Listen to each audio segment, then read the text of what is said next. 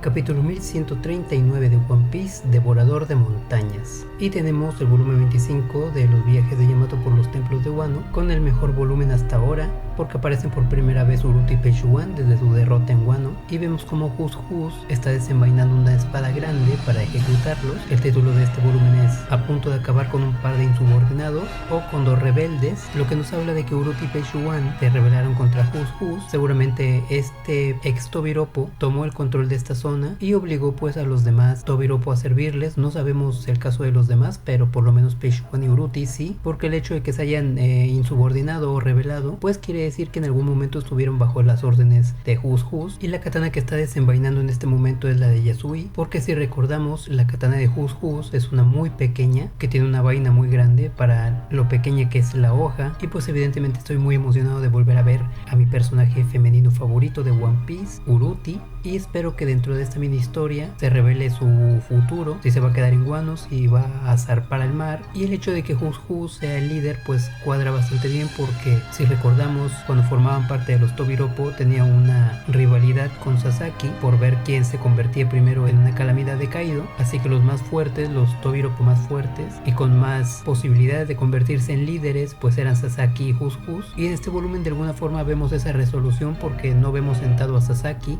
en ese trono sino a Hus Hus, y ya puedo estar un poco más tranquilo ahora que salieron Uruto y Pechugán, a pesar de que no salieron King y Queen, que es lo que está esperando la mayoría de las personas. A la mayoría no les importa Uruto y Pechugán, a mí sí, pero lo más probable es que veamos cómo terminaron todos estos personajes. Y lo primero que me llama la atención de este 1139, capítulo posterior al histórico 1138 que fue el pasado, es el entusiasmo de Luffy por liberar a Loki, contrastando con la templanza que tiene Zoro al analizar la situación. Ya lo habíamos visto así en la saga de Zou, tomándose bastante en serio que enfrentarían a Kaido. Pues de esta forma también lo vemos aquí en Elbaf con el asunto de Loki. Y pues llegan todos al salón del trono real, donde encuentran el círculo de invocación, lo que me genera la duda acerca de si este círculo tiene que estar dibujado todo el tiempo, porque hasta ahora no se ha borrado y seguramente Shamrock y Gunko siguen en Elbaf, así que esto nos habla un poco acerca del funcionamiento de este círculo. Lo que nos dice es que es indispensable que el círculo siga dibujado para mantener a los invocados en este lugar. Me pregunto qué pasaría si llegaran a borrarlo, eso suponiendo que el círculo está pintado de algún tipo de material que pueda ser borrado. Y es curioso porque no recuerdo que esto haya sucedido con el Gorosei, probablemente porque no nos lo mostraron, habría que revisar otra vez el manga. Supongo que por el ajetreo de el arco de Egghead no vimos, o no, Oda no nos mostró que los círculos seguían ahí mantenidos mientras el Gorosei estaba activo, pero bueno, aquí sí lo vemos dibujado. Otra cosa que me llama la atención es que por encima de él va caminando Luffy,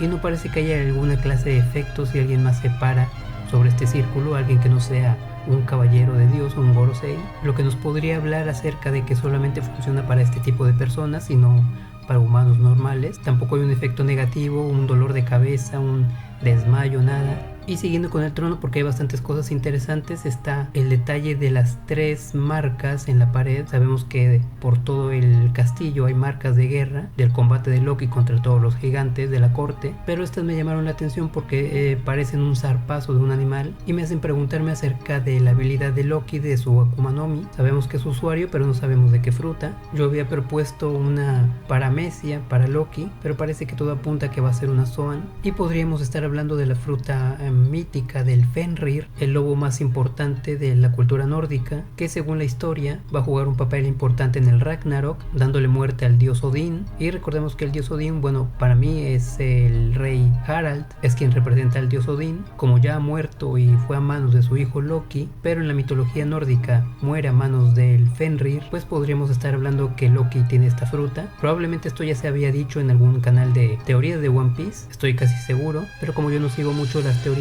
pues ahora me está cayendo un poco la lógica de todo esto. Y el lobo Fenrir pues es un lobo gigante, entonces podríamos estar hablando de una dinámica muy parecida a la de la Deca Deca no Mi de San Juan Wolf, que es la fruta del gigante, por así decirlo, comida por un gigante, lo que lo hace aún más gigante. Pues podríamos tener una dinámica muy parecida con Loki, al ser él un gigante, y no solamente un gigante sino uno con ascendencia ancestral, consumidor de la fruta del lobo Fenrir, que lo haría aún más gigante. Entonces es, aún más gigante en su estado animal, y por qué no en su estado híbrido. Sabemos que a Oda le gusta dibujar a lo grande, así que por desgracia todo va apuntando a que Loki va a tener esta fruta. Espero bastante equivocarme, Y digo por desgracia porque quien ha visto mis videos recientemente desde que empezamos Elbaf, pues ha notado que yo siempre hablo acerca de la batalla de Luffy contra Loki, lo que yo espero de la batalla. Ya lo he dicho hasta el cansancio, pero lo volveré a decir. A mí me encantaría una batalla de Luffy contra Loki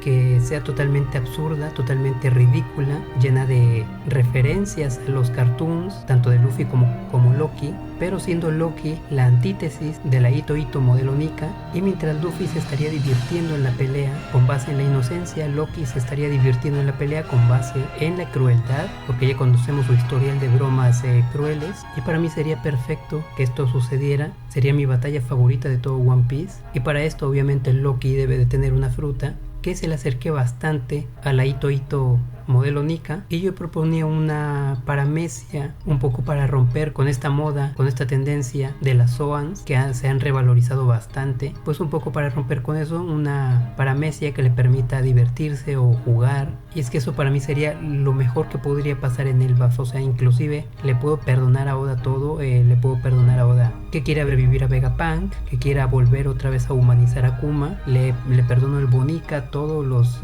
errores entre comillas que yo considero errores, con tal de que me dé esta batalla de Luffy contra Loki y que ambos peleen a la par de lo absurdo. Con eso estoy contento, con eso me doy por bien servido en esta saga de Elbaf. Y luego tenemos pues un poco más acerca del símbolo de invocación del círculo de la estrella, porque tenemos un poco más de información por parte de Rodo y por parte de Nami. Rodo nos dice algo muy interesante, que es que en los libros seguramente de Elbaf aparecen estos círculos y él los describe como círculos mágicos. En One Piece es bastante raro la magia, casi siempre se atribuye a Kuma no Mi o alguna habilidad hipnótica o algo muy específico, pero nunca habíamos tenido como tal magia hasta que vimos a los Goroseis en acción. Así que es bastante curioso que Rodo nos mencione el concepto de círculos mágicos, y también nos dice que en muchas culturas del mundo se utilizan para invocar demonios. Esto nos da mucha más información porque ya habíamos visto esto en la isla a la que fue a caer Brook, en donde estaban tratando de invocar a un demonio que se llamaba Satán, y ocurrió la coincidencia de que Brook cayó justo en medio de este círculo de invocación, por lo que el ritual pues terminó porque ellos intuyeron que ya habían invocado al espíritu que querían. Me pregunto qué hubiera pasado si hubieran seguido invocándolo. Qué cosa habría salido de ahí, si un Gorosei, si un caballero de Dios, aunque el círculo de invocación o el símbolo pues es un poco diferente, no es el mismo, por lo que no hubieran podido invocar exactamente a un Gorosei o un caballero de Dios. Curioso que se llamen caballeros de Dios y los invoquen con círculos para invocar demonios. Y también me pregunto qué hubiese pasado si por alguna coincidencia lograran dibujar exactamente el mismo símbolo por el que se invocan y desinvocan los Goroseis y los caballeros de Dios. Me pregunto si realmente los hubieran logrado invocar. Y el que nos hablen acerca de que existen invocaciones en otras partes del mundo de One Piece significa que la gente lo suele realizar con relativo éxito, porque si no tuvieran éxito pues habrían cesado hace mucho de hacerlo. El hecho de que nos digan que algunos países hacen esto significa que les ha funcionado, y pues la pregunta es qué cosas habrán invocado. Y recordemos que en este capítulo donde Brook es invocado entre comillas, pues estaban tratando de traer al mundo a un demonio llamado Satán, lo que significa que probablemente pues este demonio como tal exista en el mundo de One Piece. Así que esto de los círculos pues es interesante. Nami dice que pues es una tontería, que no hay manera de que se invoquen cosas con magia, y por ahí Luffy recuerda que esto ya lo vio obviamente en Egghead. También se mencionan otra vez a los espíritus vengativos, que estoy deseoso de saber qué son y por qué se nombraron, porque ya van 2 capítulos en los que Rodo habla sobre estos, y es una forma en la que Oda nos insiste acerca de este tema, como para que no lo olvidemos, así que lo espero con ansias. Y pues el momento que marca este 1139, la llegada de Scopper Gavan. Lamentablemente me spoileé su rostro cuando estaba scrolleando en redes sociales, no sé qué necesidad hay de mostrarte tal cual los paneles del manga, y vemos que para llamar su atención pues se utiliza efectivamente su hacha, así que desde el momento en el que sale el hacha pues yo ya intuía que era Scopper Gavan. Y pues sí, resulta que esta figura que estaba brindando en los Cabos Gemelos pues era efectivamente Scopper Gavan. Y aquí creo que Oda nos troleó un poco por el atuendo, porque parece una persona 100% de Wano, y yo siempre creí que este personaje saldría en Wano, pero cuando terminó Wano y no salió, pues entonces me cuestioné más acerca de este personaje y el por qué Oda lo había olvidado. Y no es que lo hubiera olvidado, sino que decidió así porque sí vestir a Scooper Gavan con ropas de Wano. Me pregunto de dónde habrá sacado el sombrero, que es una amigaza, como el que le hizo Ace a Ors Jr. Tuvo que haber pasado por Wano, tuvo que haber conocido a alguien de Wano. De hecho, él habla acerca de este capítulo, acerca de que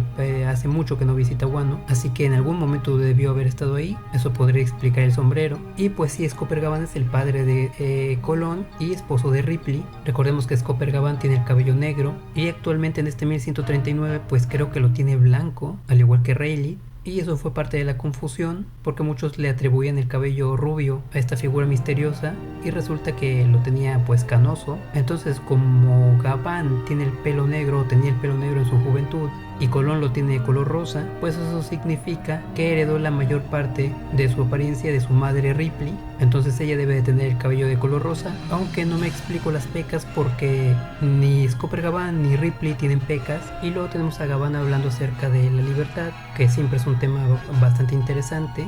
Él dice que no hay nada más libre que el amor, refiriéndose a la cruza de razas en el mundo de One Piece, donde la presencia de tantas razas en el mundo pues viene de la libertad que tuvieron todas estas razas en su momento puras para viajar por el mundo y conocer a otras personas de otras razas. Así que por eso creo que dice esta frase. También se autodenomina un predicador del amor. Supongo yo que esto es un poco en broma por el hecho de que se juntó con una gigante. Y luego viene una parte bastante interesante donde nos empieza a nombrar muchas de las razas del mundo de One Piece. Nos habla de los Bacania, de los Dozun Dada, de los brazos largos, de los piernas largas y de los cuellos largos, y por último de los Wotan. Todos estos ya los hemos visto antes en la historia de One Piece, y por si alguien no recuerda los Wotan, pues es la mezcla de Gyojin con gigante, lo que da como resultado pues un gigante Gyojin. Pero lo que más llama la atención son los Dozun Dada, que curiosamente no hemos visto en ningún momento en One Piece, o probablemente si los vimos no los identificamos como tales, porque creo que esta es la primera vez que se habla de los Dozun Dada. Supongo yo que tendrán algo que ver con la respiración o con habilidades nasales, porque Dozun es la onomatopeya como de respirar, de hacer ruido por la nariz, como cuando viaja el aire a través de la nariz. Entonces posiblemente de ahí pueda venir. Y el personaje de Scooper Gavan, ahora de anciano, es bastante interesante. A mí me gustó bastante, el diseño me agradó, pero lo que más me gustó pues fue su actitud, muy aventurera, muy arriesgada, muy libre, muy dedicada al juego, a la aventura, bastante diferente de lo que recordamos cuando era joven, que se la pasaba pues regañando a Roger, a Oden. Tenía una actitud más cuidadosa, por así decirlo, y pues a pesar de que le llaman mucho la atención los problemas que puede ocasionar la liberación de Loki, pues también parte de los remanentes de su antigua personalidad cuidadosa pues le advierten a Luffy acerca de los peligros que puede provocar el liberar a Loki, y pues a Luffy parece no importarle en absoluto. Es parte de la personalidad de Luffy. Por ahí hay un momento incluso en el que Zoro se harta de escuchar al viejo junto con Luffy y se van de ahí, como no importándoles las consecuencias, de hecho no importándoles las consecuencias. Pero lo curioso es que Zoro al principio de este 1139 pues se le ve bastante cauteloso con el tema de liberar a Loki, y también Luffy dice que si algo sale mal pues le va a patear el trasero y lo va a volver a encadenar como hizo Shanks, aclarando en algún momento del capítulo Scooper Gavan que requirió mucho esfuerzo y de la presencia de Shanks para volverlo a encadenar, así que no es una tarea sencilla, no solamente por el hecho de que tiene que vencer a Loki, sino también por el hecho de que tiene que encadenarlo y está pues atado al Yggdrasil. Tendría que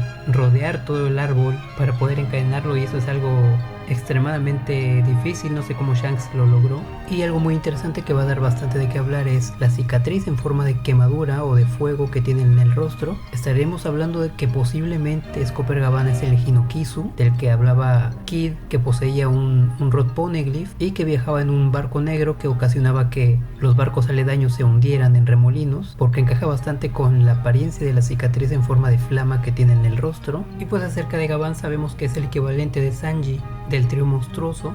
Y sí, para mí el trío monstruoso son Sanji, Luffy y Zoro, no Jinbe, Luffy y Zoro. Y el hecho de que sea el equivalente a Sanji es bastante curioso, porque en algún momento Luffy dice que este viejo Gavan es como ver a Sanji en viejo, así que creo que ahí hay un pequeño guiño a esto que estoy diciendo de parte de Oda. Y ya vimos el encuentro de los Mugiwaras con Rayleigh, ahora estamos viendo el encuentro de los Mugiwaras con Gavan, algo muy esperado por todos los fans de One Piece. Yo en lo personal me hubiera gustado que salieran más personajes a lo largo de la historia, más nakamas de Roger que se los fueran encontrando ahí. Simplemente tuvimos a Crocus, a Rayleigh y ahora a Gavan. Shanks y Baggy no cuentan, y posiblemente Oda se haya arrepentido de mostrarnos primero a Rayleigh y después a Gavan, porque pues en importancia y en fuerza Rayleigh está más presente que Gavan. Posiblemente Oda no contempló el hecho de mostrarnos a Gavan cuando nos mostró a Rayleigh por primera vez, y después de habernos mostrado a Rayleigh, después de habernos mostrado la historia de Roger y sus nakamas, pues se vio forzado a meter a Gavan, porque pues también resultó ser una figura muy importante Scopper Gavan, y lo tenemos ahora después de habernos mostrado a Rayleigh en segundo lugar. Creo que si Oda pudiera volver el tiempo atrás lo haría al revés, nos hubieran mostrado primero a Gavan y después a Rayleigh, y luego tenemos esta escena en la que pelean tanto Gavan como Roger, siendo Gavan la voz de la razón, siempre recomendándole la mejor opción, la más inteligente, la más sensata, y Roger, al igual que Luffy, pues desobedeciendo y haciendo lo que él quiere. Y esto es bastante curioso porque pues ahora lo vemos súper relajado, divirtiéndose con los problemas que puedan ocasionar las atrocidades, y es totalmente lo opuesto a la actitud que tenía cuando era joven. Pienso yo que después de la muerte de Roger, de alguna forma Gavan y Rayleigh pues heredaron esta diversión, esta forma de ser, de vivir de Roger, y ahora tenemos pues a dos Rogers que son Gavan y Rayleigh. También es como una especie de homenaje al recuerdo de su capitán. Él era de esta forma y ahora que ya no está, pues vamos a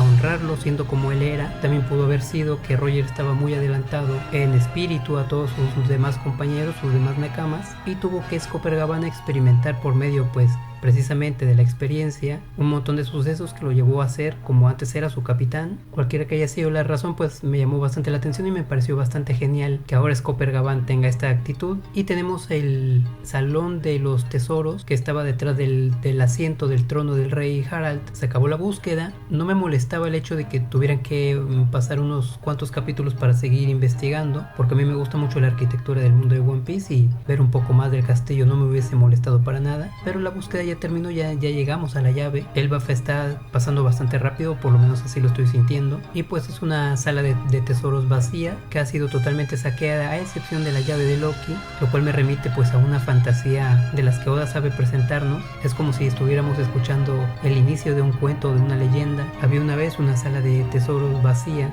en la que la única pieza que no fue robada fue la llave que liberaría un gran mal, porque incluso los ladrones más viles temían a lo que podía pasar si liberaban ese mal. Parece como el inicio de un cuento, entonces es bastante romántico, fantasioso. Y pues Nami se enoja pensando que había tesoros y encontrándose todo vacío el lugar, pero me hubiera gustado bastante que Nami hubiese sido quien robara la llave de Loki. Ella no sabe nada sobre el acuerdo que tienen Luffy y Loki, así que me hubiera gustado mucho que Zoro y Luffy se encontraran con un obstáculo que solamente un gran ladrón pudiese esquivar para poderse llevar la llave. Y como llevaban a Nami sería perfecto porque ella es la gata ladrona, la ladrona seguramente más habilidosa del mundo de One Piece. Entonces entraría Nami en acción, que desconoce todo el trato con Loki, y ella con sus propias manos tomaría la llave que durante muchos años había estado sin que otra mano mortal la tocara. Así que creo que eso habría sido bastante genial, y lo menciono porque pues una de las características de Nami es precisamente que es una ladrona,